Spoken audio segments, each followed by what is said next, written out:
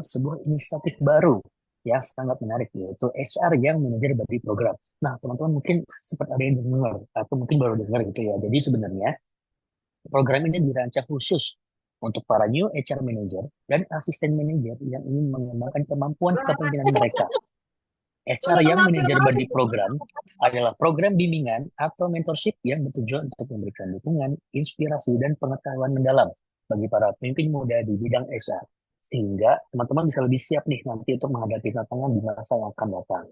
Nah, teman-teman, kenapa sih sebenarnya ya kita sebagai praktisi HR itu harus join dalam agenda kali ini? Program ini sebenarnya bisa memberikan kesempatan untuk mendapatkan bimbingan langsung dari para senior atau badi yang sudah berpengalaman dalam manajemen HR dari berbagai industri. Badi ini akan membantu para peserta atau para learner ya dalam mengembangkan kemampuan leading self, leading teams, hingga leading organization. Nah, fokus dari program ini, program yang manajer badi program ini adalah memastikan para peserta mendapatkan panduan praktis dan inspiratif yang bisa langsung diterapkan di tempat kerja masing-masing. Nah, kalau kita bicara timeline teman-teman ya, sebenarnya untuk sesi pendaftaran saat ini sudah dibuka gitu. Tapi kalau secara full timeline secara keseluruhan, sebenarnya program ini itu dimulai nanti pada bulan Desember 2024 hingga Februari 2025. Baik secara online maupun secara offline. Jadi nanti teman-teman peserta nih akan melalui beberapa sesi mentoring. Serta akan ada prosesi project di akhir dan graduation di akhir program. Jadi secara flow kita akan ada pendaftaran, kemudian kita akan ada sesi mentoring selama beberapa bulan, serta akan ada presentasi project ya teman-teman. Jadi nanti diharapkan juga akan ada presentasi project dan graduation di akhir acara. Kemudian gimana sih kalau teman-teman mau bergabung? Sebenarnya nih, kalau teman-teman tertarik bergabung di program ini, kita sudah buka ada di feed Instagram kita. Jadi silakan teman-teman buka feed Instagram Amazon Indonesia. Di sana sudah ada link untuk mendaftar teman-teman, baik sebagai learner maupun sebagai buddy. Di sana udah ada syarat-syaratnya nih. Syarat-syarat apa aja sih yang diperlukan untuk kita mendaftar sebagai seorang learner maupun seorang buddy. Silahkan dicek saja Instagram Amazon Indonesia dan nanti silakan langsung daftar aja gitu ya. Nah, kalau teman-teman yang penasaran juga, jadi sesi kali ini, live talk show kali ini adalah merupakan salah satu agenda pre-event dari HR yang manajer body program. Nah, jadi bagi kalian nih teman-teman, bagi yang ingin memperdalam kemampuan kepemimpinannya, ini adalah salah satu kesempatan emas kita, gitu. Oke, kita tak perlu berlama-lama, langsung aja kita mulai live talk show session kedua ini dengan tema Leaders Role in Building High Performance Teams bersama Mas Posma dan Mas Arnold. Oke, saya sapa dulu Mas Posma sudah hadir. Halo, halo. Oke, sehat Mas Posma malam ini. Alhamdulillah sehat. Oke, Mas Arnold, saya dapat info nanti akan menyusul ya. Jadi kita bersama Mas Posma dulu untuk sesi pertama ini. Saya bacakan sedikit teman-teman untuk biografi dari Mas Posma. Mas Posma adalah seorang profesional HR dengan pengalaman lebih dari 11 tahun di bidang pengembangan organisasi, manajemen kinerja, dan engagement. Saat ini beliau menjabat sebagai Associate Vice President of People di Astro, di mana ia bertanggung jawab atas seluruh proses HR dari awal hingga akhir, termasuk ESG nih, aspek lingkungan, sosial, tata kelola ya. Nah, Mas Posma ini memiliki misi untuk membangun perusahaan yang paling dicintai di Indonesia, dengan latar belakang yang kuat di berbagai industri, mulai dari konglomerat komersial hingga startup teknologi. Baik, tak perlu berlama-lama, Mas Posma, apakah sudah siap nih untuk sharing materi bersama teman-teman? Siap, siap, siap. Thank you. Intronya luar biasa loh. Oke, silakan. Waktu dan tempat saya persilakan, Mas Posma. Oke. So, thank you Reva untuk intronya. Selamat malam Bapak Ibu semuanya. Terima kasih udah mau menyempatkan waktunya ya untuk hadir di live session malam ini.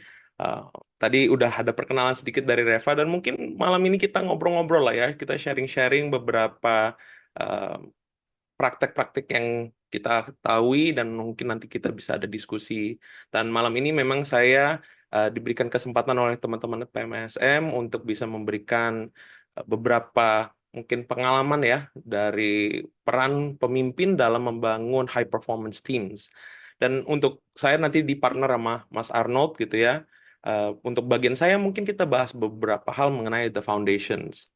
Nah, tadi sebenarnya udah ada kenalan sedikit dari Reva, jadi ini mungkin slide lewat aja gitu ya. Tapi ya saat ini saya ada di Astro, em, dan awalnya di Astra, pindah ke Astro, cuman beda satu huruf ya. Itu perjalanan karir saya. Em, tapi mungkin buat Bapak Ibu yang belum kenal dengan Astro, izinkan saya untuk jualan sedikit ya. buat Bapak Ibu yang membutuhkan belanja dalam hitungan menit, silakan di-download aplikasi kita. Ada 3.000 produk yang ada di dalam aplikasi kita itu, ready 24 jam.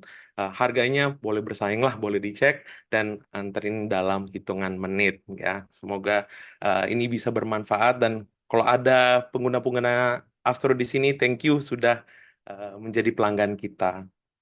Nah, mungkin kita bahas tentang foundations, ada dua faktor utama yang penyelarasan penyelarasan visi sampai target-target individual ya.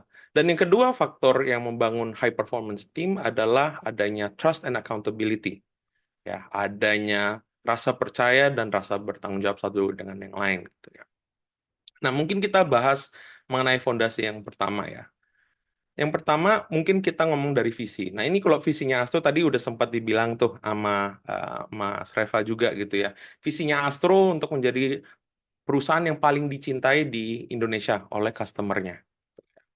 Nah, bagaimana kita menerjemahkan visi ini menjadi target individu itu merupakan sebuah tantangan yang sering dialami praktisi HR maupun entrepreneur lainnya. Gimana menerjemahkan visi saya menjadi tugas tanggung jawab masing-masing individu dalam perusahaan itu. Mungkin kalau boleh saya menyadur dari Kaplan Norton gitu ya, ada sebuah konsep yang disebut balance scorecard yang kemudian diterjemahkan menjadi sebuah strategy map, di mana kita bisa lihat di sini di atas ada visi dan misi dari perusahaan itu. Dan kemudian kita lihat perspektif ada 4, ada financial, customer, internal process, dan organizational capacity atau yang umum disebut sebagai learning and growth. Nah, kalau kita lihat yang atas, financial itu biasanya yang berkaitan dengan profit and loss, bottom line-nya perusahaan, gitu ya. Pada akhirnya semua perusahaan entrepreneur itu dibangun untuk mencapai profitabilitas. Tapi untuk mencapai profitabilitas ada dua cara di situ, increase the revenue atau decrease operating cost. Yang membantu kepada penambahan ataupun pengurangan cost tersebut itu adalah customer. Kemudian kita lihat dari perspektif customer yang bisa kita tawarkan apa sih? Apa yang menjadi matriks-matriks yang penting buat customer kita? Dan kemudian kita terjemahkan lagi ke dalam internal proses yang bertanggung jawab untuk memunculkan aspek-aspek yang dibutuhkan customer tadi. Nah, internal proses ini biasanya adalah tim, fungsi, struktur yang kita bangun untuk bisa mendukung bisnis kita untuk mencapai tujuan bisnis kita untuk memberikan pelayanan pada customer kita. Nah, mereka pun butuh sokongan, butuh bantuan, dan disitulah organizational capacity atau learning and growth tadi bermanfaat. Bisa ada training, bisa ada konten, otomasi, investment in certain tools and processes. Nah, aku ambil contoh. Kalau di Astro seperti apa sih gitu kan? Balik lagi kepada visi kita to be most loved company by its customers ya, perusahaan yang paling dicintai oleh customer di Indonesia. Kita lihat dari aspek finansial gitu ya. Revenue growth kita itu apa? Revenue growth kita salah satunya adalah kalau misalnya pelanggan kita sekali beli belanjaannya banyak gitu ya. So, gimana caranya kita bisa meningkatkan customer basket size? Itu financial metrics-nya.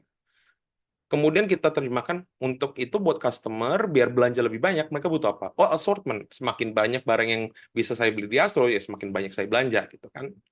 Nah, itu kemudian diterjemahkan kepada internal proses kita untuk mengetahui tim siapa yang harus melakukan apa. Misalnya di sini contohnya adalah tim komersial harus reach out nih, harus menyamperin kepada brand-brand dan supplier untuk mendatangkan barang yang lebih banyak di Astro. Nah, buat teman-teman komersial bisa lebih jago nih negonya, ya kita bantu sokong dengan adanya training on negotiating skills. Nah, apakah hanya di bisnis? Nah, itu bisa diterjemahkan juga kepada, misalnya, saya ambil contoh di HR sendiri gitu ya. Kalau saya, kalau visi company saya untuk be most loved company by its customers, visinya HR-nya adalah to be most loved by its employees. Ya. Nah, kita ubah si financial metrics itu menjadi salah satu matriks utamanya HR, yaitu high employee engagement. Ya kan? The more people are engaged, the more productive the company is. Nah, perspektifnya dari customer adalah, misalnya kita ambil salah satu contoh, biar engagement tinggi, employee harus punya kesempatan untuk development yang banyak juga. Sehingga kita terjemahkan ke internal proses, tim L&D harus menciptakan kurikulum yang bagus dan komprehensif untuk setiap individu, biar ada pilihan untuk development. Nah, agar proses training itu bisa berjalan dengan lebih baik, kita sokong dengan learning management system. Nah, setiap aspek ini itu yang disebut nanti dengan OKR. Dengan begitu, teman-teman sudah menerjemahkan visinya perusahaan menjadi individual OKRs gitu. Dan OKRs ini yang eh, ya Bapak-bapak ya Bapak Ibu jangan hanya disusun pas di awal, habis itu dilihat lagi pas mau di akhir semester gitu. Tapi itu menjadi pokok bahasan dalam meeting weekly, monthly, quarterly atau semester. Dan dengan demikian kita memastikan bahwa memang OKR kita align. Ya. So this is one way of building vision and goal alignment. Visinya perusahaan bisa kita terjemahkan menjadi aspek finansial, customer, internal process, dan learning and growth.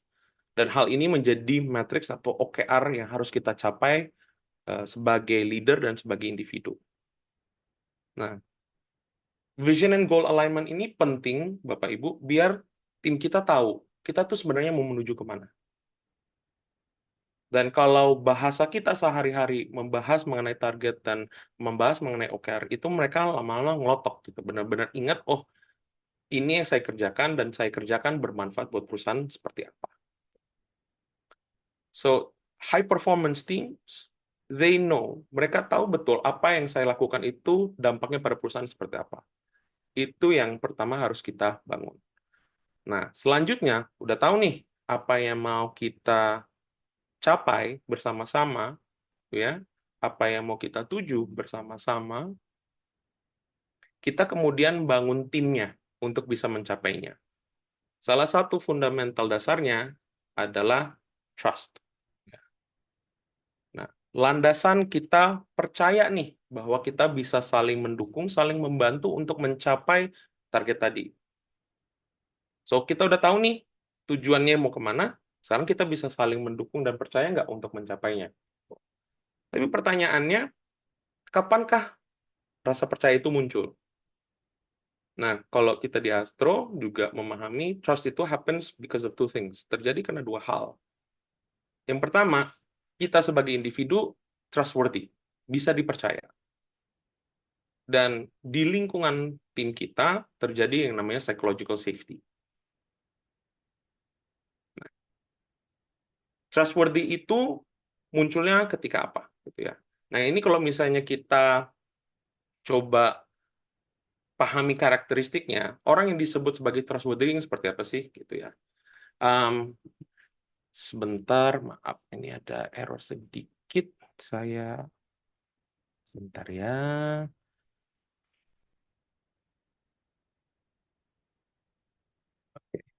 Ya, ya, oke. Should come up now. Oke. Yang pertama adalah orang itu capable. Nah, kita ambil contoh misalnya kita mau ngajarin anak kita naik sepeda atau dalam hal ini motor gitu. Pertama, kita harus yakin bahwa mereka memang memiliki kemampuan untuk mencapai apa yang mereka perlu capai. Dalam hal ini, kita yakin dulu nih bahwa mereka sudah bisa mulai mengendarai motornya. Nah, selain dia capable, kita juga harus pastikan bahwa dia itu reliable atau konsisten. Kita tahu bahwa bukan hanya dia bisa, tapi secara konsisten menunjukkan dia bisa. Jadi bukan hanya pas pagi dia jalan lancar, terus yang jatuh gitu. Ya, kita memastikan bahwa mereka secara konsisten menunjukkan perilaku tersebut, bahwa dia bisa. Nah, tapi yang lebih penting lagi adalah dia bukan hanya bisa, bukan hanya konsisten, tapi dia melakukan hal yang benar. Ya, anak kita udah bisa naik motor, tapi malah dipakai balap liar kan agak bahaya juga ya, Bapak Ibu gitu kan. Nah, selayaknya kita sebagai leader, kita harus menunjukkan bahwa memang kita memiliki kemampuan untuk melakukan tugas kita konsisten dalam performa tersebut, dan kita melakukan hal yang baik dan benar. Nah, ketika udah ada tiga hal ini, baru kita bisa percaya sama seseorang.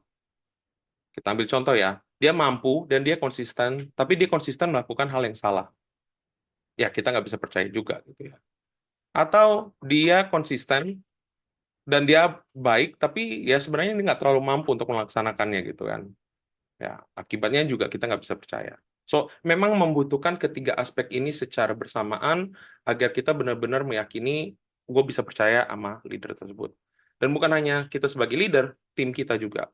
Dan di sini yang sebagai HR, sebagai leaders, it is very important, sangat penting untuk memastikan bahwa kita rekrut orang-orang yang tepat, gitu. Orang-orang yang kita bisa anggap trustworthy. Dan trust ini juga akan lambat laun kita bangun dan kita pantau.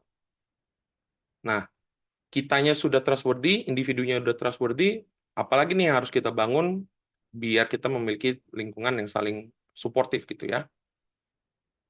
Yang kedua adalah adanya psychological safety.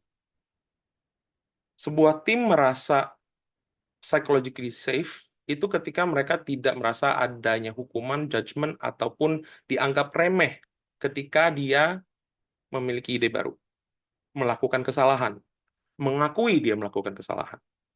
Ya, dia mengeksperimen, dia memberikan feedback ataupun dia bertanya gitu.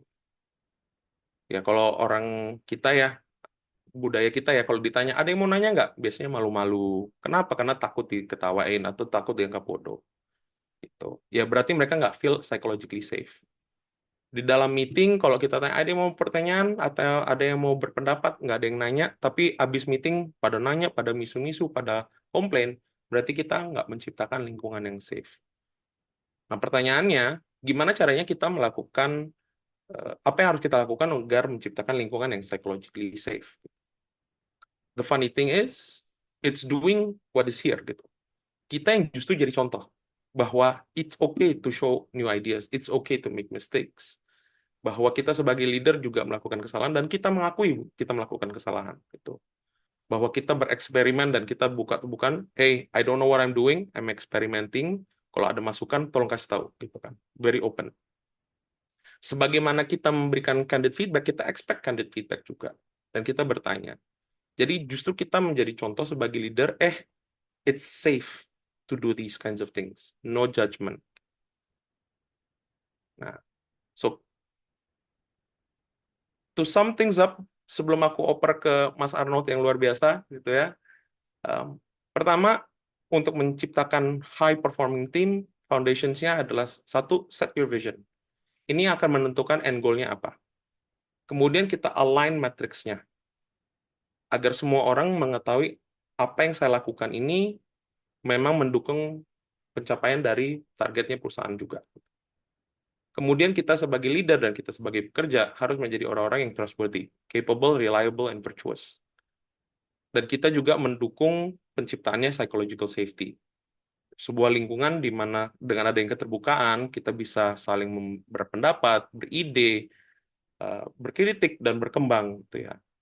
Dan pastinya dimulai dari kita juga yang melakukan itu. Nah, itu mungkin untuk bagian saya, Bapak Ibu. Eh, Katanya nanti pertanyaannya di akhir ya, dikumpulin di belakang ya. Jadi Ya, mungkin ini saya kembalikan lagi kepada MC dan berikutnya kepada Mas Arnold. Tapi terima kasih, nanti saya tunggu untuk pertanyaan dan diskusinya. oke, thank you Mas Pusma untuk sesinya. Boleh dikasih reaction nih ya teman-teman Bapak Ibu semuanya ya. Kita kasih reaction ke Mas Pusma. Thank you Mas Pusma untuk discuss-nya.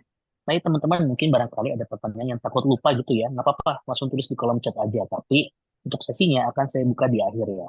Kita lanjut dulu ke sesi kedua bersama Mas Arnold. Sudah hadir Mas Arnold? Kita cek dulu nih. Selamat malam Mas Arnold. Yes, malam. Makasih, Pak. Oke, siap. Thank Nah, you, thank you, teman thank you. Seru banget barusan nonton Posma. Jadi udah lumayan ada bridgingnya ya sebelum masuk ke saya. Makasih loh, Bro Posma. Oke, sebelum kita masuk ke sesi Thank Mas you, Arnold, Mas. saya akan jelaskan sedikit terkait dengan biografi Mas Arnold ya. Jadi Mas Arnold adalah head of people dengan pengalaman lebih dari 10 tahun dalam HR, khususnya di bidang bisnis strategi, CRM, dan project management. Saat ini beliau memimpin strategi HR di Nuri, sebuah startup teknologi di Asia Tenggara, dan menjadi mitra strategis bagi manajemen puncak dalam merancang kebijakan HR yang mendukung tujuan bisnis perusahaan. Nah, Mas Arnold ini memiliki latar belakang yang luas dalam industri startup, teknologi, dan FMCG, serta sangat antusias dalam bidang teknologi, pemasaran, dan pengembangan komunitas. Nah, Ini juga bukan main-main ya, nih biografi Mas Arnold dan Mas Posma ini. Mas Arnold, untuk sesinya apakah sudah ready? Jadi, Pak, lo pakai AI barusan ngomongnya apa ngomong beneran sih? Mau beneran kita Beneran ya? Kirain gue kayak AI loh dia suaranya. kayak robot ya? Tet Cakep gitu banget loh. ya. Dia bisa loh ngisi loh.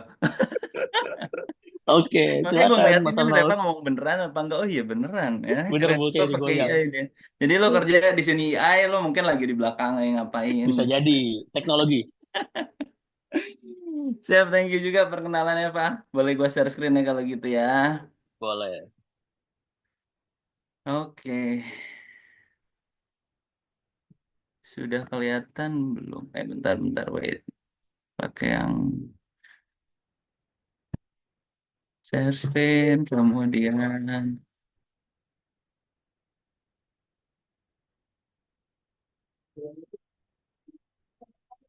Oke, udah kelihatan ya? Sudah, Mas Arnold. Kelihatan. Bentar, oke, sip. Tinggal Harusnya di, udah, nah, udah sudah, ya, sudah. udah kelihatan Udah udah full. di share screen. Siap, Bismillah. Assalamualaikum warahmatullahi wabarakatuh. Selamat malam, Bapak Ibu, teman-teman semuanya. Wah, lumayan ramai juga ya, udah 38 orang join. Ini sharing aja ya sebenarnya ya. Jadi this is based on my experience juga, this is based on my knowledge. Jadi bisa ada yang nanti menambahkan, bisa ada yang oh harusnya seperti ini, it's okay. Jadi kita benar-benar di sini as a sharing session kan sebenarnya gitu. Apalagi Asbadi. Nanti teman-teman di sini juga ada ya nanti yang akan jadi badinya udah pada daftar belum sih, Ref? Lupa gua. Udah, kalau Badi hari ini ditutup, Mas Oh, Arnold. yang badi udah Tinggal yang learner ya. Mm-mm. learnernya udah dibuka juga ya, udah mulai ya, Sudah, sudah udah dibuka. ya. Dan di sini mungkin ada yang join jadi badi dan ada learner juga ya. Ya, betul. Siap, oke. So ini tadi bagian posma udah gitu terkait dengan apa sih leading team juga dan bagian saya sendiri ini untuk operational leading ya untuk high performance through dari leadership practice. Jadi bagaimana sih seorang pemimpin nanti bisa menciptakan apa ya namanya kondisi yang membuat timnya bisa high perform. Seperti itu. Karena kalau kita teman-teman yang di sini ikut juga kemarin lebih menarik lagi ya waktu sesinya Brian sama sama siapa namanya Cornell gitu itu kan leading leading self. Jadi memang ini bagian kedua nih bagus banget nih teman-teman dari yang leader. Jadi memang kalau kita ngomongin leadership itu memang kan dari diri sendiri dulu kan gitu. Leading yourself gitu. Tapi kalau misalnya lo belum bisa melead yourself gitu gimana mau nge-leading tim gitu. Jadi ini part of the second of the leadership gitu. Karena self dulu, tim nanti yang terakhir baru ada leading organization. Pada saat udah leading diri sendiri, leading tim yang lebih besar lagi mungkin punya satu, dua, bahkan sampai puluhan tim.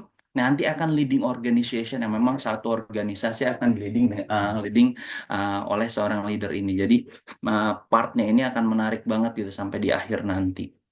Itu. Oke, kalau kita ngomong leading chef, oke tadi udah sempat dikenalin sama Posma, sama Posma lagi sama Reva, bahwa saya ini beberapa experience-nya aja, saya pernah di mining company, di Adaro, kemudian di Cobexion Tractors, kemudian di Grab juga gitu.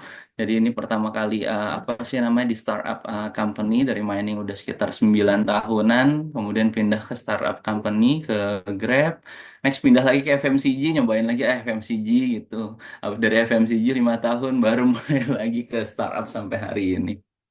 Itu jadi pengalaman dari mining, kemudian dari startup dan dari FMCG. Ini menarik juga ya. Nanti saya bisa sharing juga sama teman-teman semuanya bahwa di mature company atau di startup company as a leader that different how to they are doing as a leader itself gitu loh. Jadi mereka tuh akan melakukan gayanya beda-beda gitu ya. Karena Matters Company orang-orang yang mungkin yang sudah pada senior gitu ya. Kalau saya waktu di Godrej tuh orang-orangnya udah 15 tahun, 20 tahun.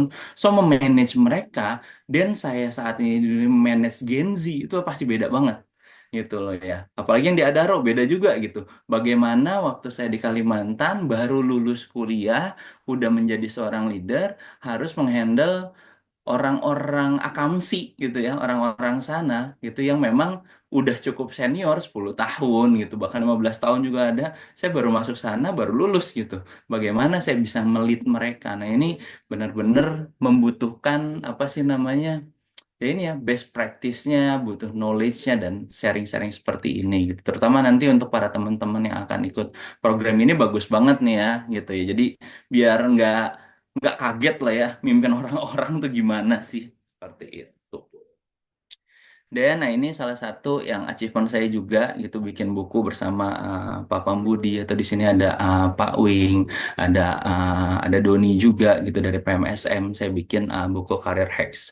Career Hacks ini juga saya buat gitu. Saya bikin 2 bab. Ini based on pengalaman saya juga di sini gitu ya. Dari beberapa pengalaman di sini melihat seperti apa yang saya buat Career Hacks pertama bapak-bapak atau ibu dari HR juga gitu. Dan, nah ini kalau kita ngomong survei dulu ya, kita pasti sebelum ngobrol experience, ngobrol knowledge, surveinya ada apa sih terkait sama si leader itself gitu ya. Ternyata kalau kita ngeliat di sini, ini dari Gartner. Gartner ini salah satu, apa sih namanya, lembaga survei global juga ya dia. Ini tuh 76% dari HR itu bilang ya, kalau manajernya itu overwhelmed gitu ya untuk grow salary responsibility-nya. Gitu. Jadi memang mereka overwhelm, semakin banyak dapat pekerjaan, semakin overwhelm. Nah, berarti ada apa nih di sini kejadiannya? 76% loh, berarti ya hampir semuanya ya. Hampir semuanya pada saat dapat responsibility lebih, wah langsung stres. Gitu. Kemudian ada 73% bilang juga ya, leadersnya itu adalah nggak siap mereka untuk melit perubahan. Hampir 100% juga gitu, nggak siap perubahan. Satu, nggak siap untuk dapat responsibel lebih. Satu, nggak siap untuk melit atau memimpin perubahan. Jadi yang terjadi seperti ini. Nah, ini nanti mungkin next ya, itu akan dilihat bagaimana dia akan memimpin organisasi. Nanti untuk next ini seperti apa. Tapi kalau saya ngelihat di sini, dari leading self-nya, kalau mereka udah nggak siap, apalagi mereka akan memimpin timnya, gitu. Apalagi akan memimpin organisasi, gitu. Jadi sangat berbahaya ya, baik untuk tim dan organisasinya kalau semakin banyak seperti ini. Gitu. Dan kemudian di sini ada 3 insight-nya nih. Kalau dari HR Top Survey juga, ternyata kalau kita lihat hanya 50% employee yang trust sama organisasinya. Gitu. Nah ini saya nggak ngulik ya, sorry ya. Ini perusahaan mana aja, perusahaan bidangnya apa, ini nggak sampai di apa sih namanya cascading sampai sana. Jadi ini anggaplah kita lihat globalnya seperti ini, ini aja ya, as a survey buat kita ngelihat biar mereka aja ada apa sih di luar. Itu. Kemudian 73% HR leader tadi yang sama nih, ini yang udah disebutkan di sini bahwa mereka nggak siap untuk perubahan, dan ada 86% leader yang percaya bahwa karir path di organisasi itu masih belum clear untuk banyak orang. Nah, ini memang jadi problem juga gitu, bahwa ngelihat orang-orang di organisasi masih bingung karir path-nya kemana nih. Gue marketing mau jadi apa sih ke depannya? Baik dari sisi HR juga mau jadi apa sih ke depannya? So ini adalah semua PR-PR HR gitu. Apa sih yang mau saya sampaikan dari survei ini? Bahwa this is of the part of program yang dibuat sama PMSM, this is the good ways gitu ya. This is apa sih namanya unlock about this issues yang ada di HR itself gitu. Jadi dengan yang body program yang kayak gini ternyata kelihatan gitu loh ya, bahwa kesiapan dari manajer, kesiapan dari organisasi, kesiapan dari employee-nya sendiri itu harus dibuat program-program seperti ini. Gitu. Bahwa kalau nggak dibuatkan seperti ini, PMSM menjadi berkontribut ya. Jadi berkontribut untuk organisasi, baik untuk apa sih individual membershipnya atau untuk para corporate membershipnya, untuk mereka bisa join di sini. Karena memang kita bisa melihat banyak isu yang terjadi di HR itu sendiri. Gitu. Oke, kita next lagi. Nah, ini kalau kita ngelihat apa sih purpose-nya gitu, apa sih objektifnya menjadi seorang leader, apa sih gitu. Kalau kita lihat di sini, nah ini yang saya pelajari dan saya coba lihat Leader adalah khalifah. Nah, ini kalau dari menurut apa sih nama Islam lah ya gitu ya. Atau semua juga bisa khalifah kan secara bahasa Arab itu kan mimpin juga. Itu leader gitu ya. Bahwa kita bukan hanya leader tadi kalau kita leading self diri sendiri gitu. Paling kecil nanti kalau misalnya udah menikah di sini oh leader keluarga gitu ya. Keluarga itu aja sudah harus menjadi apa sih namanya? Udah harus menjadi contoh lah ya buat keluarganya. Apalagi keluar lagi nih yang lebih besar untuk melihat sebuah tim. Bagaimana timnya itu bisa didevelop dan bisa membuat timnya itu tadi kalau kita balik high performance. Gitu. Dari mana sih kalau dari kata khalifah ini? Khalifah apa sih harfiahnya? Nah, kalau kita lihat ini realisasi dari mengemban amanah. Wah, amanah ini susah banget nih kalau ngomongin amanah. Ini salah satu sifat kalau ngomongin amanah itu berarti dia tuh udah integritinya pasti bagus. Orangnya amanah, bisa dipercaya gitu ya. Kemudian kalau udah ngomong amanah kayaknya sih udah meliputi semuanya ya gitu. Udah meliputi semua culture-culture yang kita kalau saya misalnya ada culture-nya integrity, ada culture-nya apa sih namanya adaptability gitu beramanah juga mungkin bisa karena amanah melihat kondisi seperti apa bisa beradaptasi gitu ya dan lain-lain lah ya sepertinya kata amanah ini akan bisa melingkupi dan mencakup dari beberapa culture-culture atau value-value yang ada di perusahaan itu. Nah, ngomong amanah apa sih? Itu tuh memelihara atau memanfaatkan atau mengoptimalkan segala baik anggota badan, potensial atau potensi dasar dari manusia. Itu ini sampai guna menegakkan keadilan, kemakmuran dan kebahagiaan. Wah, ini luas banget ya kalau ngomongnya amanah. Tapi kalau kita ngomong secara simpelnya, leader atau khalifah atau orang yang mendapatkan amanah itu adalah bisa menyesuaikan fungsinya. Itu. Kalau saya bisa kasih contoh misalnya, zaman dulu misalnya, banyak orang-orang yang kalau zaman zaman dulu tuh misalnya zaman jahiliyah gitu ya, banyak orang yang nyembah batu gitu ya, banyak orang yang berhubungan sesama jenis, banyak orang yang pokoknya melakukan nggak sesuai sama fungsinya. So, khalifah itu diturunkan adalah untuk menyesuaikan, untuk ngebenerin bahwa ini salah loh, ini yang benar, ini salah loh, ini yang benar. Itu susah, pasti susah banget gitu. So as a leader, as a khalifah, atau yang kita mengemban amanah, pada saat kita balik ke dalam sebuah tim, kita udah dikasih amanah bahwa kita harus memimpin tim. HR misalnya. Berarti saya kalau masuk sebagai leader untuk mengemban amanah sebagai leader di HR, so saya harus menyesuaikan fungsi HR dong. Itu dari awal. Rekrutmen. Oke, sebelumnya rekrutmen attritionnya bisa sampai 30-40%. Gak sesuai nih sama fungsinya. Kenapa orang-orang pada nggak mau bertahan di kita sehingga turnovernya besar? So, kita harus sesuaikan. Fungsi rekrutmennya, oh ternyata secara prosesnya salah.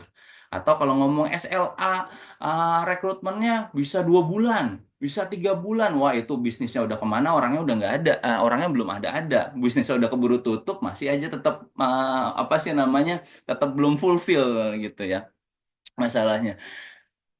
Itu kan berarti kita menyesuaikan ya. Fungsi rekrutmen yang tadinya mungkin salah, kita sebagai leader harus benerin. Gitu. Yang kedua, misalnya kita ngomong performance management. Kita saat ini misalnya kalau kita ngomong performance management, oh perusahaan udah punya target nih secara perusahaan, tapi belum bisa di cascading gitu ya. Jadi kita nggak bisa tahu si departemen A harus mencapai target apa, departemen B apa, C apa. Kemudian dari departemen itu diturunin lagi kan menjadi per individual apa sih namanya goals juga gitu. Nah kita harus menyesuaikan fungsinya. Bagaimana sebagai HR bisa menyesuaikan, bahwa performance management ini harus di cascading, harus misalnya dari top to bottom gitu ya, harus diturunin. Amanahnya adalah apa? Tadi misalnya seorang staff ya kerjaannya staff gitu loh ya, bahwa kita ngelihat job responsibility-nya adalah staff. Responsibelnya manajer, oke, mereka harus manage, mereka harus melakukan apa sih namanya, melakukan monitoring dan lain-lain gitu. Itu harus sesuai gitu.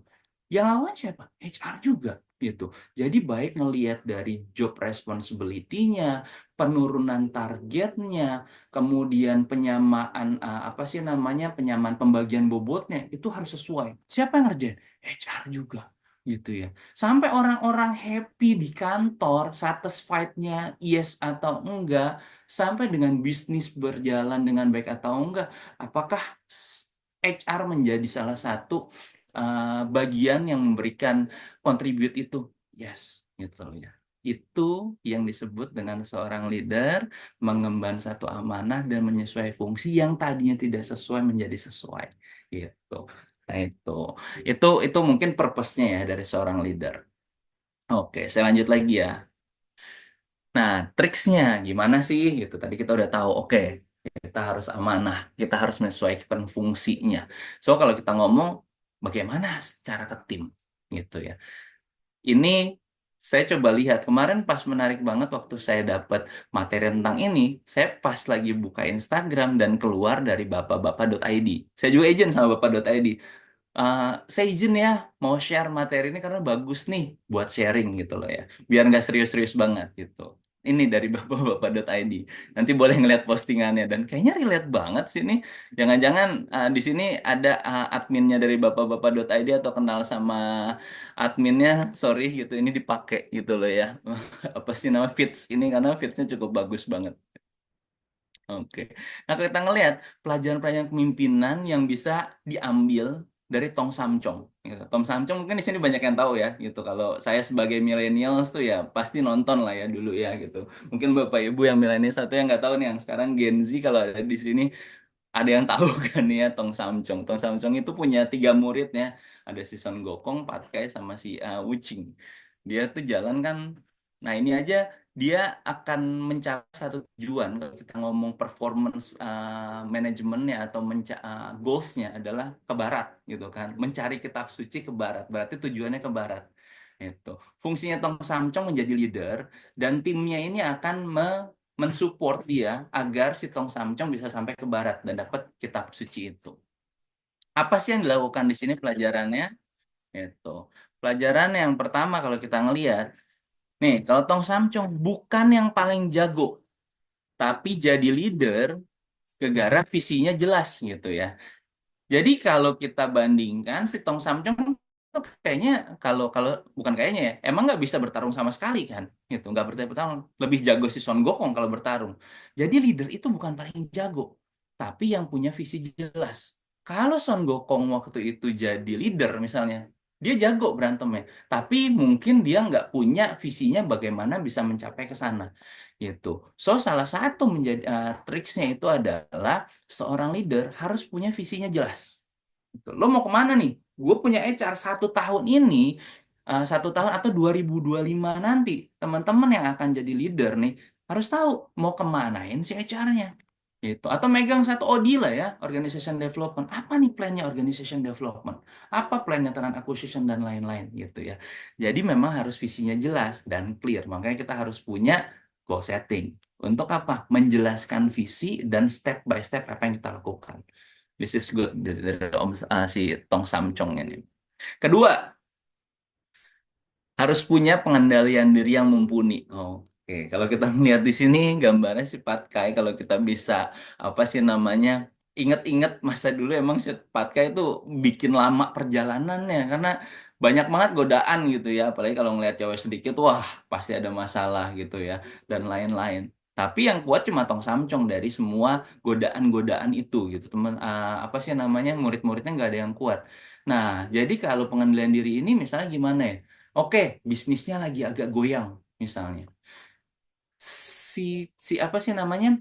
Si leader harus bisa meyakinkan bahwa oke, tetap on the track, tetap lakukan yang terbaik dan lain-lain gitu ya.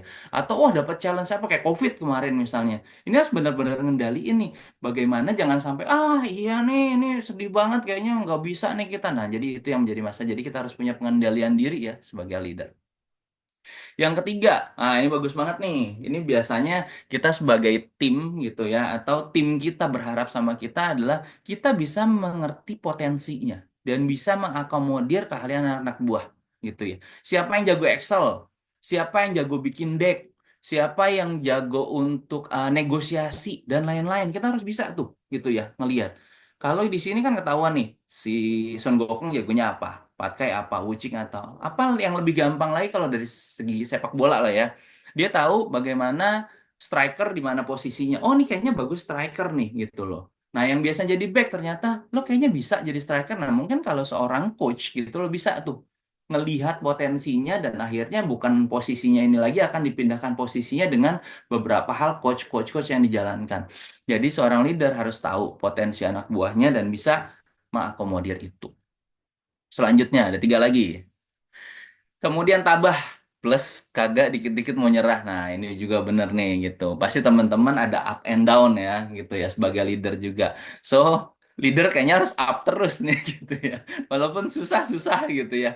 Tapi ya ya lu punya teman-teman anggaplah yang di organisasi di sini ya bisa sharing something gitu ke teman-teman yang pada saat kita ketemu gitu di acara-acara. Aduh, gue gini gini gini seenggaknya kalau kemarin kata apa sih namanya gue masih ingat sharing dari Brian gitu, harus ada wadahnya untuk apa sih namanya mengeluarkan unek-unek gitu ya. Itu bagus banget tuh. Memang unek-unek kan harus dikeluarin ya gitu. Pada saat udah keluar unek-uneknya, so will come back dengan unek-uneknya yang udah terbuang gitu. Jadi jangan dikit-dikit nyerah, tapi salurkan.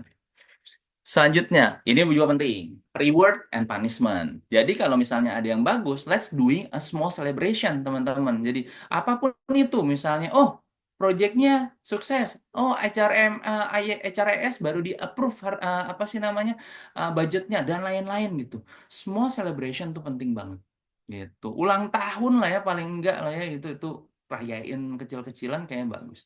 Punishment juga perlu ya, jadi jangan sampai ada tim yang nggak sesuai violation apalagi gitu nggak sesuai sama values itu harus dikasih punishment.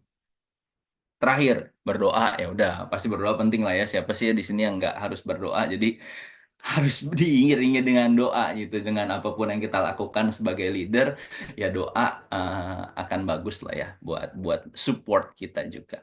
So itu ada 6 triksnya yang dapat dari bapak-bapak.id dan align dengan apa yang gua rasain harus seperti ini. Gitu.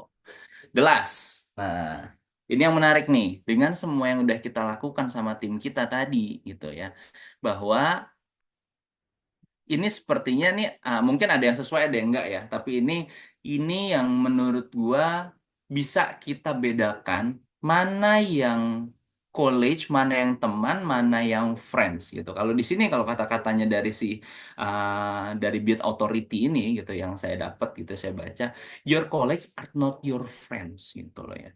Jadi friend is friends, college is college gitu. Jadi jangan dicampurin gitu ya. Teman-teman nanti, udah semuanya teman gue semua family enggak gitu. Bahwa uh, you working as a professional gitu. Lo kerja as profesional gitu. Lo kerja bukan as diri lo, tapi lo sebagai profesional. Jadi lo menganggap teman-teman lo atau college lo as a college. Jadi stay profesional di sini. Untuk apa? Untuk terhindar dari konflik gitu. Jadi nggak ada konflik dan semuanya bisa smoothly itu. Dan yang selanjutnya adalah keep your fact respectful dan balance gitu. Jadi kalau misalnya kita nganggap semua tim kita adalah teman kita atau lah apalagi keluarga kita, lo nggak bakal bisa profesional mana bisa memberikan punishment atau reward.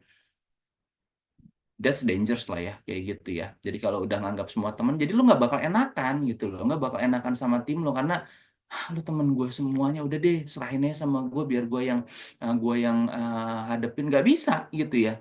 Makanya di sini your college are not your friend. Jadi please bedain as profesional college itu di maintain seperti apa, friend itu di maintain seperti apa gitu.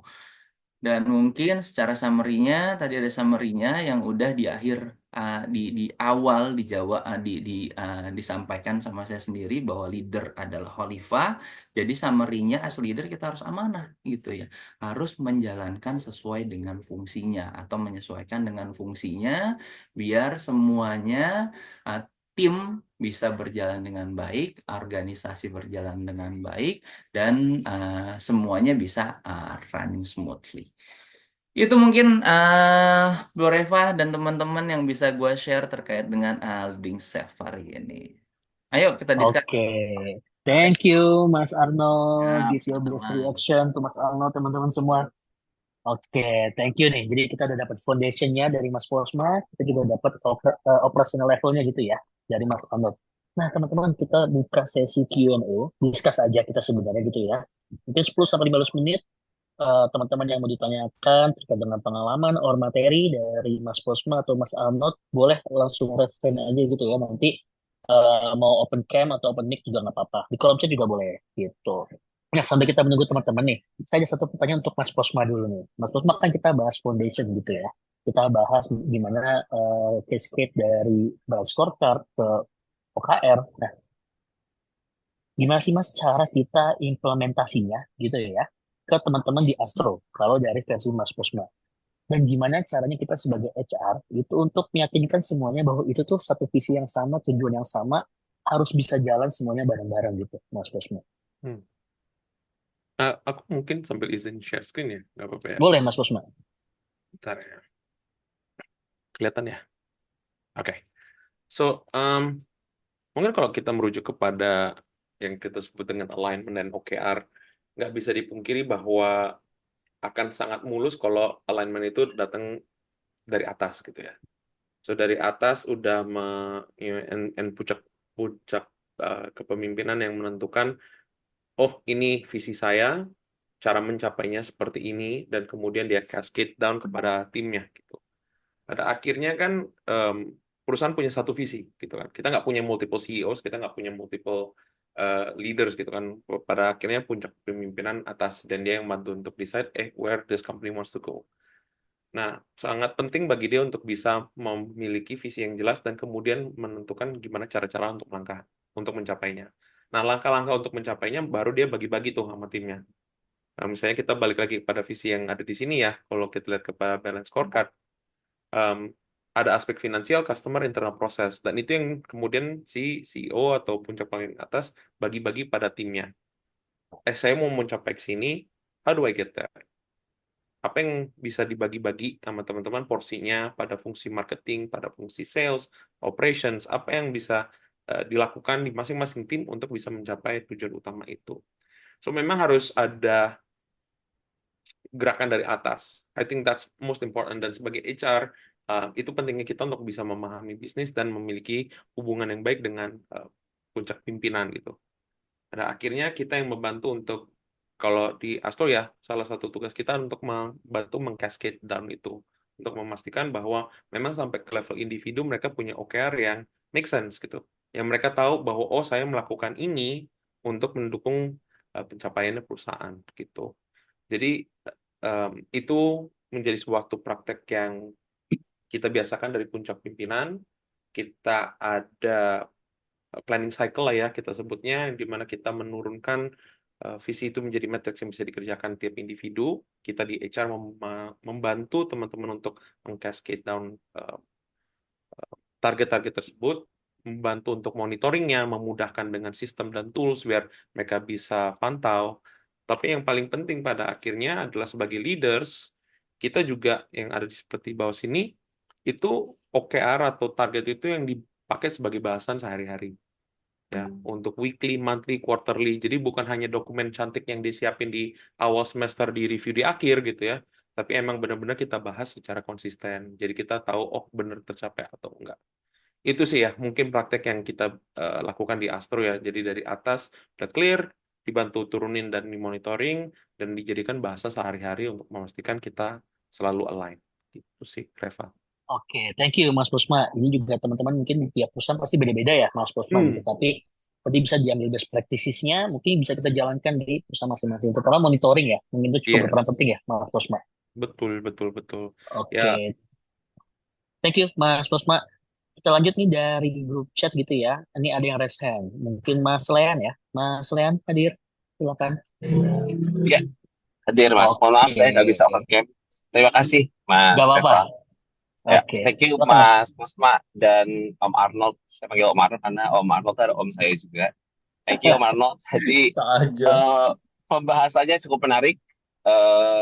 Tapi saya nggak lihat slide Mas Arnold. Cuman terkait kutipan Om Arnold tadi terkait as a leader, kita harus bisa membagi tim tuh. Istilahnya adalah kompetensi-kompetensi tim yang ahlinya tim yang bisa negosiasi, ahlinya tim bisa communication. Mana sih tim yang bisa menyelesaikan administrasi, ambil contoh ya. Ya. Nah, inilah yang ada dilema, bagaimana caranya nih ambil contoh. Kan kita pasti ada reward and punishment. Untuk tim yang the best, pasti kita akan dapat reward, Om Arnold. Tapi di perusahaan itu tentunya kami nih, salah satu di banking, tentunya punya kuota tertentu. Kita punya dua tim yang best. Mhm. Dua-duanya terbaik. Yang satu bisa communication, dia bisa negotiation, dia bisa menyelesaikan masalah, apapun yang ada di tim kita, masalah, dia bisa pasti terkait hal itu. Tapi satu lagi, dia bisa kok menyelesaikan administrasi dengan baik. Semuanya rapi. Dua-duanya itu pantas mendapatkan reward. Tapi dari perusahaan itu kurang lebih, Lendi, tim lu itu cuma satu, cuma dapat kuota yang kasih reward. Itu gimana tuh? Itu dilema tuh, Om Arnold. Yang satu kita kasih reward, yang satu lagi nggak bisa. Kenapa? Karena dia ada kuota buat tim kami. Itu bagaimana tuh mitigasi untuk hal tersebut nih, Om Arnold? Thank you, Om. Oke, siap. Thank you, thank you. Oke, masalah mitigasi pembagian reward. Jadi balik lagi ya, waktu kita nentuin reward ya, Om Andy, pasti ada term and condition. Nah, itu yang harus penting banget tuh di-share dan semua dipahami masalah term and condition. Makanya term condition itu akan nanti balik lagi ke ada dari term and condition akan turun lagi kan apa sih asesmen kriterianya untuk benefit.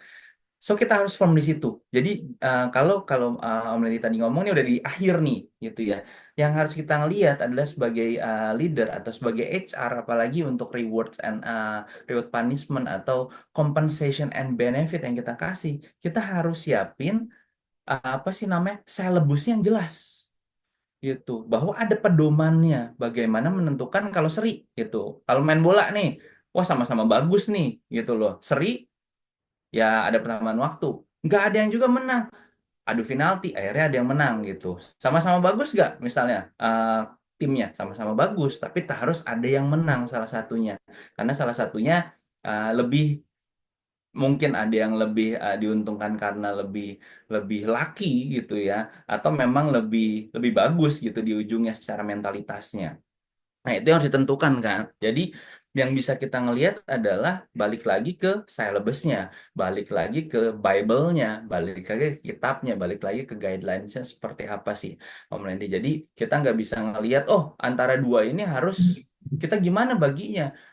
Kita nggak bisa bagi dua juga. Misalnya ada uangnya 10 juta gitu. Mari kita bagi ya 5 juta lo sama-sama bagus kok. Nggak bisa juga gitu ya.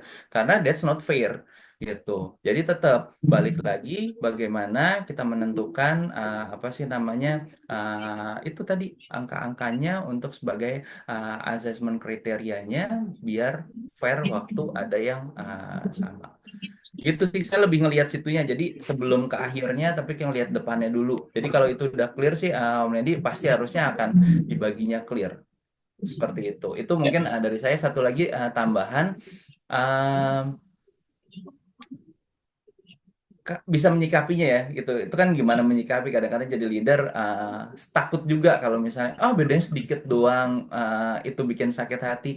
That's part of apa sih namanya? Part of bagaimana tim kita bisa menyadari ada apa ya namanya? Bukan kesalahan sih ya.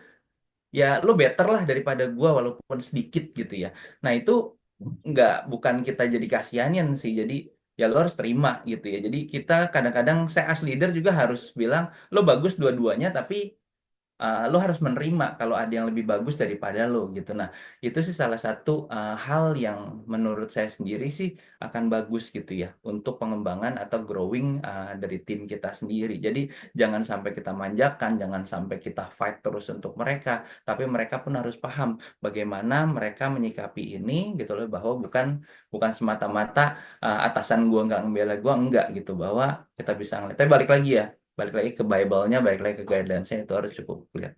Itu sih menurut saya. Atau Bro Posma mau nambahin atau di sini ada yang lebih jago. Oh, ada Kang Dudi juga mungkin mau nambahin. Ada Barani gitu loh, boleh loh. Itu sih dari sisi saya ya, gitu ya. Mudah-mudahan kejawab atau kalau nggak kejawab boleh boleh ditambah-tambahin. Oke, thank you Mas Alnut. Eh, teman-teman, ini kita karena sudah jam 20.00 gitu ya kalau saya nggak salah. Nah, kita paling ada dua pertanyaan di kolom chat nih, Mas Alnut mungkin boleh dijawab cepat aja Mas Tono, Mas Potma gitu ya, supaya kita waktunya juga efektif. Nah, yang pertama nih dari Mas Bambang gitu ya. Kak Arnold, saya lihat di LinkedIn pernah mendapat penghargaan HRD terbaik tahun lalu di Mainuri. Menurut Kak Arnold nih, apa yang membuat bisa mendapatkan penghargaan tersebut? Mungkin boleh singkat aja, Mas Wah, Arnold, ini silakan. ini Pak Bambang Yapri bukan nih? Kok Bisa yang atas jadi. nggak dibaca sih, Pak? Kan ini ada buat Posmadul. Oh, udah tadi ya? Coba. Intan ya. Ada tips-tipsnya. Jadi nggak apa-apa ya, saya jawab dulu nanti baru Di ke saya atas. lagi kapus nih, sorry. Iya, silakan Mas Arnold. Iya, nanti kan ini nanti jadi nggak adil kan kata Posmo ini harusnya gue dulu. Gak apa-apa, aman. Ini Silakan. apa sih namanya Kak Bambang saya manggilnya apa ya gitu ya. Mana sih Bambang masih ada gak di sini? Atau Masih tadi kayaknya. Bang?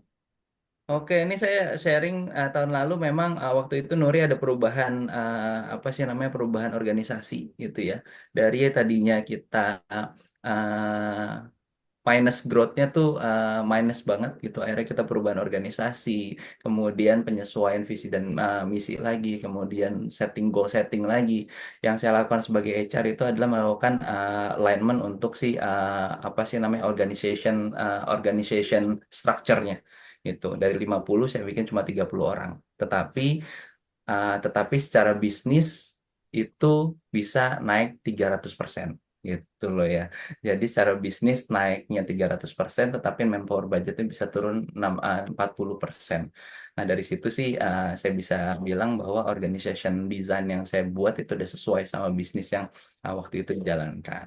Sehingga di situ saya dapatlah gitu ya dari si juri-juri, oke gitu loh ya. Lo bisa melakukan bisnis ini, organisasinya bisa jalan, tapi bisnisnya bisa lebih naik 3 kali lipat dengan biaya manpower yang lebih rendah gitu.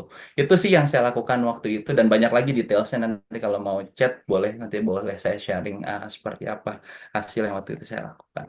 Itu semoga menjawab Oke. Mas Bambang. Thank you, Mas Arnold. Ya. Ini ada satu Mas Posma. Jadi pernah nggak dapat pengalaman as mid management level kayak sandwich di pressure leader untuk strong dan punya attitude, tapi dapat tim member yang beda pace dan high maintenance. Kalau pernah, ada tips nggak nih, Mas Posma? Gitu. Ya, Sikat aja, Mas Posma, silakan. boleh. Em, jadi mungkin pertama yang aku share pada tim seperti itu, I think you need to manage both lah ya, manage bawah, Hmm. manage atas gitu ya. Ya. Untuk yang manage atas, kalau pada saat itu saya ada semacam deal lah ya gitu. Em, Intinya aku minta waktu, give me time, gue coba lead the team, gue coba develop the team, waktunya sekian lama gitu kan. Dan kalau memang bisa kita perform, ya bagus, aman gitu. Kalau enggak, ya kita jalanin yang namanya performance improvement plan gitu ya. So PIP Ya. kita jalanin dengan konsekuensi dari PIP kalau itu gagal gitu kan. So ada deal itu dulu. Kemudian aku share kepada tim, kondisinya seperti ini, ekspektasinya seperti ini, we need to get here. Menurut kalian, apa yang bisa kita lakukan untuk capai situ? Itu kita diskusikan. Dari kita juga kita bisa memberikan arahan, support yang bisa gue kasih seperti ini, bantuan yang bisa kita lakukan seperti ini, mungkin belajar benchmark sana, connect ke sini, kita cari tahu, kita cari ilmu, kita provide, ini ada plannya. Buy in nggak? Kita pastiin bahwa mereka bisa setuju dengan plan tersebut, kita kasih support yang mereka butuhkan, dan kita jalanin. Tapi kita juga kasih tahu konsekuensi yang fairnya apa. Kita punya waktu 6 bulan, kalau bisa kita capai, great for us, good bahwa kita bisa capai. Tapi kalau enggak, ya secara fair, kita tahu konsekuensinya apa. Gitu. Nah, akhirnya balik kepada tim itu untuk bisa menentukan. Dan ini mungkin nyambung kepada pertanyaannya Mas Nanang yang di Jogja ya. Sama, buat keluarga yang udah, tim yang berasa seperti keluarga. Balik lagi, kita ingatkan kembali tujuannya perusahaan apa, target yang harus kita capai apa, dan saat ini kita ada di mana dan harus mencapai apa, gapnya gimana. Itu kita secara transparan kita buka, kita open, kita bahas bareng-bareng. Bahwa teman-teman, gap kita di seperti ini, apa yang kita bisa lakukan bersama-sama untuk mencapainya. Kalau tercapai, apa rewardnya, kalau tidak tercapai, apa konsekuensinya. Dan itu kita buka secara fair. Itu sih. Yes. So itu yang setidaknya dalam pengalaman saya ngebantu untuk ya akhirnya menjadi pilihan buat teman-teman. Kalau mau kejar, ayo bakal capek tapi bareng-bareng kita kejar, kita geber biar nyapai. Dan kalau tercapai ya it's a win story for everyone. Tapi pada akhirnya ada juga yang kayak not worth the pressure lah. Kayaknya saya nggak saya terusin. Saya mungkin saya cari perusahaan lain aja. nggak apa-apa juga, kita fair. Tapi setidaknya udah ada diskusi itu di awal dan sama-sama tahu konsekuensinya. Kalau itu sih yang dapat saya share ya. Oke, thank you Mas Rusma tadi juga menjawab Mas Nanang gitu ya. Jadi memang salah satunya itu keterbukaan ya, Mas Rusma gitu. Mungkin Mas Anut singkat aja ada mau tambahan untuk pertanyaan Mas Nanang nih, gitu. Oke, ini Mas Nanang yang apa sih namanya dari Goto? Bukan. Dari Beda ya? Bukan. dari Yogyakarta nih Mas bilangnya, Nanang gitu ya. Repet ya. Silakan Mas Rusma singkat aja. Mas Mas Rusma, Arnold. Mas Anut, sorry. Ya. Apa ya kalau ngomongin sandwich sih ya pasti ya pressure dari atas dari bawah itu yang paling paling paling susah dihadapi tapi ya balik lagi ya tadi sih kita ngelihatnya dari leading self sih ya bagaimana kita meliding self kita sendiri itu gimana bisa menyikapi segala hal yang tuntutan dari atas apa sih namanya apa aja yang menjadi ya kalau tadi kita lihat aja gitu ya orang-orang terhadap perubahan aja dan menjadi leader atas responsibility-nya itu udah bisa overwhelm sampai 76%. Berarti kan ada 76% leader gitu loh ya yang nggak bisa menyikapi perubahan ini gitu. Karena kenapa? Karena di sandwich sih Pak gitu. Itu di sandwich karena posisinya memang kalau manajer itu udah digencat atas dan bawah gitu. Jadi balik lagi sih bagaimana kita bisa meliding self kita sendiri, bagaimana kita bisa bukan menenangkan ya, bisa menyikapi ya. Jadi maturity seorang leader itu menyikapi segala hal yang terjadi di organisasi itu sangat penting. Bagaimana menyikapi keatasan, bagaimana ke bawahan gitu ya. Secara penyikapan sih ya intinya ya. Kita harus lebih tenang menghadapinya, nggak boleh emosi. Jadi lebih nge-leading self seperti apa pada saat kita banyak pressure yang jalankan. Jadi ini nggak ada guidelines-nya secara langsung, tapi ini ada sih ya kalau kita bisa sharing, tapi based on experience kita akan melihat bagaimana nanti akan bisa menyikapi itu. Intinya nggak usah emosi lah gitu, santai aja kan hidup sama senda gurau belaka. Oke, Itu Pak. thank you Mas Arnold. Ya, jadi kalau dari Mas Arnold tadi tipsnya mungkin kita leading self dulu ya, Mas Arnold gitu. Leading Apa self yang itu bisa kita baik. kontrol gitu ya. Baru Yes. nanti kita keluar ke eksternal juga mungkin lebih baik lagi. Oke, thank you Mas Pusma, Mas Arnold. Mungkin teman-teman kita sudah sesi Q&A-nya. Nanti jika ada pertanyaan akan direkap oleh tim PMSM ya. Nanti juga akan dibantu jawab oleh Mas Pusma dan Mas Arnold. Oke? Oke, mungkin sebelum kita tutup, kita ada sesi foto bersama dulu. Ini teman-teman semuanya. Mungkin kita juga mau tahu nih ya, teman-teman yang ada di sini, jika bisa on cam, boleh kita on cam sebentar. Saya tunggu 1-2 menit teman-teman untuk siap-siap. Oke, silakan. Mungkin saya absen gitu ya. Ada Mbak Naomi, Mbak Dewi Intan, Mas Firman Ridwan, Mas Coyo Saleh, Mbak Fitri, Mbak Mia, Mbak Rintar. Gitu. Silakan, boleh open cam. Bagi yang bisa open cam ya, kita foto bersama dengan Mas Pusma dan Mas Arnold. Oke, Mbak Intan, Mbak Siti Nurhalimah nggak apa-apa ya masih di jalan, hati-hati di jalan. Mbak Mia gitu. Mbak Danika, Mbak Alia, Mas Nanang, silakan gitu. Oke, nanti tolong dibantu Mbak Friska ya untuk di foto kurang lebih ada 1 sampai 2 halaman ya mungkin Mbak Friska. Gitu. Oke, oke. Ini eh, Mas Bambang boleh dibuka juga ini. Gitu, Mas Satria, Mbak Dian, Mas Sultan, silakan. Oke, Mbak Friska mungkin sudah bisa di capture ya. Oke, kita gaya dulu bersama-sama ke arah kamera halaman satu, satu, dua, tiga. Oke, sekali lagi teman-teman kita di halaman kedua. Satu, dua, tiga. Oke, thank you teman-teman. Give your best reaction nih untuk Mas Posma dan Mas Arnold untuk sesi malam hari ini. Thank you, Teman-teman, Reva. Thank Thank you, you thank Friska. you Thank you. Mas Posma, Mas Arnold. Thank you Teman-teman semuanya. silakan join Bye-bye. HR yang manajer di program ya. Bisa dicek di Instagram PMSM Indonesia. Selamat malam. Assalamualaikum warahmatullahi Waalaikumsalam. wabarakatuh. Thank you. Waalaikumsalam.